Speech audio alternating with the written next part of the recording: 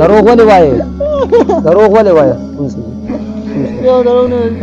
هغه طرف ته راشي، هغه طرف ته. اوس خلک د خلکو نه زور په دې طریقه باندې وباسي او دا ټوخي په څنګه تاسو راوستراولې؟ ستاسو خوښ نو بیا ورسره ملګري شوې ښه نو څوک چې د چا خوښ هغې له هغې بیا تکلیف ورکوي. ولې تکلیف ورکوي؟ او څونه وخت هم ورسره شو او هندوان یې نو د هندوانو د مسلمانانو یارانو دوستانه کېږي او نو بیا ولې مانځه ته هم نه پرېږدې؟ ها ډېر د سړیتوب کار نه کوې؟ دا خو تاسو د سړیتوب کار کوئ که غلط کار کوئ؟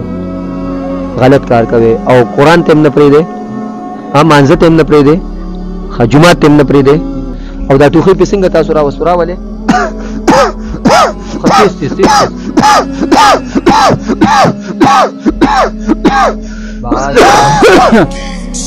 دا د ګل په شان د ځوان دی ښه او دا د جناتو مسله ده ورته او په ډاکټرانو یې ورله سرمن وباسله.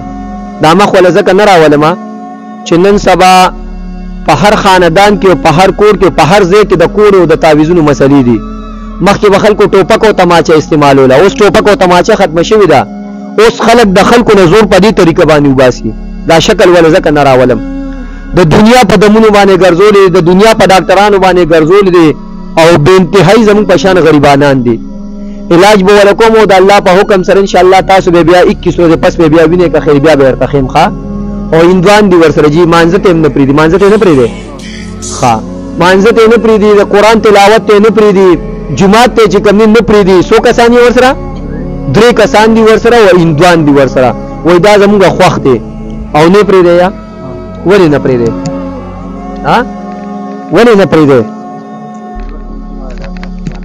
ښه د جادو د جناتو هغه مریضان چې هغه د دنیا په عاملانو ګرځېدلي دي، زرګونه او لکونه روپۍ ته تللي دي او جنات ته نه ځي یا ته جادو نه ختمېږي.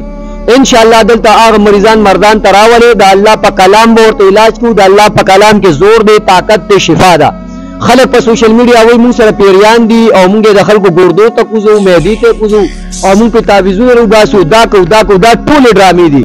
د الله په کلام کې چې کمزور او طاقت دی هغه نه ما سره شته، نه ډاکټر سره شته او نه چې کوم دي پیري سره شته. د الله په کلام به ورته علاج کوم او د الله په کلام ورته انشاءالله الله شفا ورکوي او تماشې انشاءالله کوي. ولې نه پرېږدی دا هلک؟ ایمان روړی که نه روړی؟ کله به یې روړی؟ دا څونه زر اوس ایمان روړی؟ ولې دومره زر روړی؟ ولې دومره زر روړی؟ ښه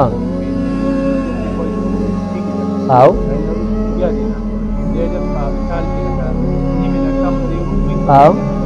په کال کې د نیمې نه کم چې کمې روغ او نیمې نه سیوا نه جوړ.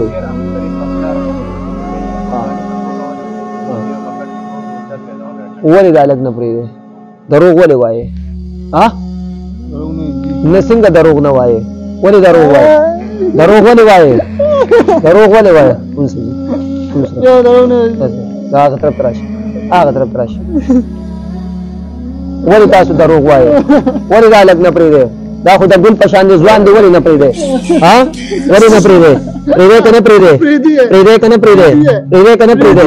کله به یې پرېږدی؟ کله به یې پرېږدی؟ پرېږدی وباسې شابه، پرېږدی وباسې شم شم شم شابه په مهرباني راباندې کول دی. پرېږدی که نه پرېږدی؟ پرېږدی که نه پرېږدی؟ کله به یې پرېږدی؟ کله به یې پرېږدی؟ وایي زموږ په هغه ټر نیکم توبه ده، زموږ په کولم توبه ده. شابه تیز وایي تیز وایي زموږ په کولم توبه ده. دې هلک ته به دوباره نه راځو، موږ به ته مکمل ځو، مکمل او مکمل هم ته لرې کوم نه سیزم هم ښه.